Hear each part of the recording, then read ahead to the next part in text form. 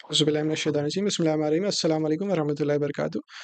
हम लोग सूरह मुजादिला पे अब आ चुके हैं। अगर इसका आपने पार्ट 1 नहीं देखा है जिसमें हमने सूरह के बारे में थोड़ी बात करी थी, उसका कॉन्टेक्स्ट बताया था, वो कब नाज़िल हुई थी, क्यों नाज़िल हुई थी, उसके बारे में हमने डिटेल में बात करी थी। काफ़ी इंटरेस्टिंग उसका बैकग्राउंड था। तो वो ज़रूर जान लें, वो पढ़ लें एक बार, उसके बाद सूरह को भी खुद से पढ़ लें और उसके बाद फिर जो है वो क्विज़ का आंसर्स करेंगे तो आपको ज़्यादा अच्छे से आंसर्स समझ में आएँगे। तो अगर आपने नहीं भी किया है तो भी आप देख सकते हैं इसे। हम बार-बार सूरह को रेफ़र करके ही आंसर करेंगे ताकि हम सूरह के कंटेंट से अच्छी तरह से फ़ैमिलियर हो जाएँ। तो क्विज़ में स्टार्ट करने के लिए सबसे पहले यहाँ अपना नाम डाल देता हूँ और सूरह मुजादिला पे चले जाते हैं। सूरह मुजादिला 58 सूरह, ठीक है। चलिए स्टार्ट करते हैं। What does the Quran advise the believers to do before consulting the prophet in private? तो हमने समरी में भी ये बात किया था स्लाइड में कि सूरह में कहा जाता है कि जब भी आप रसूलुल्लाह सल्लल्लाहु अलैहि वसल्लम के पास कुछ कंसल्ट करने अलग से आप आएँ किसी कंसल्टेशन के लिए प्राइवेट, तो आप थोड़ा सदका ज़कात निकाल के आया करें उनके पास। ठीक है? तो बुक एन अपॉइंटमेंट नहीं, गिव अवे सम चैरिटी हाँ, फास्ट फॉर अ डे नहीं, प्रे इनवॉलंटरी पे नफ़िल पढ़ के आना है, नहीं रोज़ा रख के आना है, नहीं अपॉइंटमेंट बुक करने की ज़रूरत नहीं है। कुछ सदका निकाल के आप आया करें। तो गिव अवे सम चैरिटी, क्यों? क्योंकि ज़कात से जो है आपके गुनाह भी थोड़े कम हो जाते हैं। आप अल्लाह के रसूल के सामने आ रहे हैं, तो इसलिए आप जो है ऐसा करके आए, अच्छी बात है। Next, what reward is promised to those who are commanded and when you are told arise then arise. अच्छा, तो ये बात की जा रही है जब आप हम एक बार देख लेते हैं क्योंकि यहाँ पर रेफ़रेंस दिया हुआ है, गेस करना अच्छी बात नहीं है कुरान के हवाले से। तो 58 और 11 ठीक है, यहाँ पर बात है, O you who have believed, when you are told space yourselves in assemblies, then make space.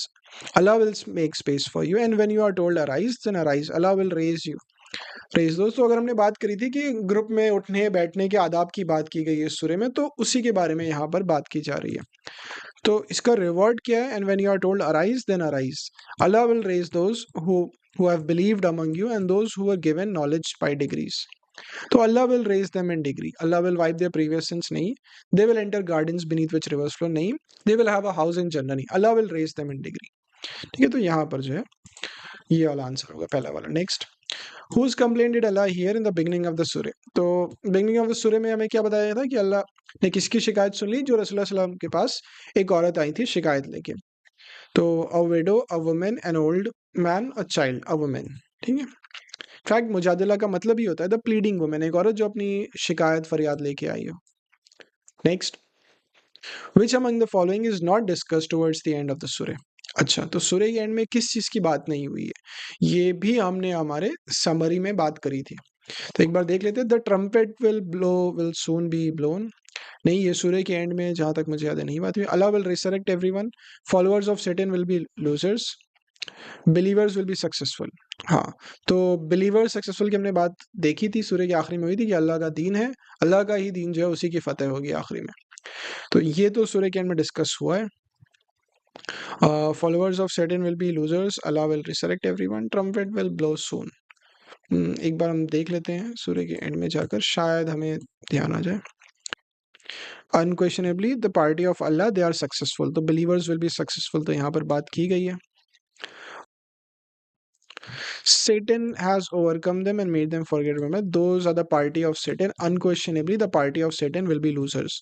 तो ठीक है, सूरह मुजादिला के आखिरी में हमें ऐसे याद भी रखना है, सूरह मुजादिला के आखिरी में बात की गई है कि ईमान वालों की, अल्लाह के दीन की, रसूल की ही फतेह होगी आखिरी में। और ये भी बताया गया है कि जो शैतान के रास्ते पे चलते हैं वो आखिरी में लूजर्स होंगे, वही हार जाएंगे। तो ये दोनों बातें की गई हैं। ठीक है, अल्लाह विल रिसरेक्ट एवरीवन, क्या इसकी बात करी गई है यहाँ पर? On the day Allah will resurrect them all, तो बिल्कुल ये भी बात की गई है। तो ट्रम्पेट विल ब्लो सून, सूर जल्दी फूका जाएगा, इसकी बात यहाँ पर नहीं की गई है। तो which of the following is not discussed towards the end of the surah? Trumpet will blow soon, will soon be blown. तो हमें याद रखना है, ऐसे ध्यान भी रखना है, सूरह मुजादिला के आखिरी में किन चीज़ों की बात की गई? ये बात की गई कि जो ईमान वाले हैं उनकी फतेह होगी, जो शैतान के रास्ते पे चलते हैं वो हार जाएंगे, अल्लाह आखिरत में सबको दोबारा उठा देंगे। ये हो गया हमारा सही answer. Next question, place them in the correct order of the surah. Allah is present everywhere, Allah's final decree, punishment for zihar. अच्छा ठीक है, तो सूर्य जब हमें अभी देख लिया अल्लाह फाइनल डिक्री जो है, ये सूर्य के आखिरी में इसकी बात हो रही है, डे ऑफ जजमेंट के बारे में और कैसे अल्लाह सबको दोबारा उठाएँगे, हिसाब होगा सबका, सबके अमाल के हिसाब से उनको अजर मिलेगा। तो ये जो है हमें पता चल गया कि ये सूर्य के आखिरी में बात की गई है, बी वाला ऑप्शन। और सबसे क्लियर जो है वो ये है कि पनिशमेंट फॉर ज़िहार सूर्य इसी से शुरू हुई है। तो सूर्य शुरू हुई है सी से, ठीक है? अल्लाह इज़ प्रेज़ेंट एवरीवेयर, ये हमने समरी में डिस्कस किया था। ये भी सूर्य में डिस्कस हुआ है बीच में, है ना? कि अल्लाह जो है वो आपके प्राइवेट कन्वर्सेशंस भी जो आप कर रहे हैं, वो भी अल्लाह उससे अवेयर है। ये एग्ज़ैक्टली इस सूर्य में बात की गई है। तो हमारा सही ऑर्डर फिर होगा, ज़िहार की बात शुरू में की गई है, फिर ये और क्योंकि ये लास्ट में आया हमने अभी देखा, तो ये बीच में आएगा, तो सी, ए और बी। तो इस ऑर्डर में सूर्य में जो है वो डिस्कशन हुआ है टॉपिक्स का। शुरू में सबसे पहले ज़िहार के बारे में डिस्कस किया गया, जो हज़रत खौला शिकायत लेके आई थी और उसकी पनिशमेंट बताया गया था क्या होगा। उसके बाद फिर बताया गया था कि अल्लाह जो है वो हर चीज़ से अवेयर है, आपके कन्वर्सेशंस भी जो आप कर रहे हैं, कोई चीज़ उनसे छुपी हुई नहीं, इन सब की बात की गई थी। और फिर आखिरी में जो है वो ये बात की गई थी कि आखिरत में जो है वो जो अल्लाह का दीन है, अल्लाह के रास्ते पे जो चलने वाले ईमान वाले हैं उसकी फतेह होगी और जो शैतान के रास्ते पे चलते हैं वो हार जाएँगे। तो ये है सूर्य का एक शॉर्ट ओवरव्यू। इसको और अच्छी तरह समझने के लिए आप ज़रूर वो वीडियो देखिएगा जिसमें हमने समरी की पूरी बात की है।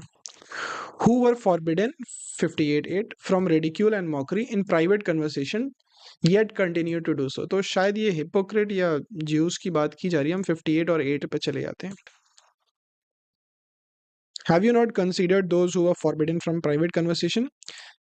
Then they return to which that they were forbidden and converse among themselves about sin and aggression and disobedience to the messenger. And when they come to you, they greet you with a word by which Allah does not greet you. And say among themselves why does Allah not punish us. ठीक है, तो यहाँ पर जो greet करते थे कौन थे, वो एक्चुअली वो ज्यूस थे जो उस वक्त जो है अस्सलाम वालेकुम की जगह पर उसको डिस्टॉर्ट करके साम वालेकुम बोलते थे। सलाम वालेकुम मतलब होता है पीस बी अपॉन यू, साम वालेकुम मतलब डेथ बी अपॉन यू। तो यहाँ पर जो बात की जा रही है वो ज्यूस की बात की जा रही है, मदीना में जो उस टाइम रहते थे।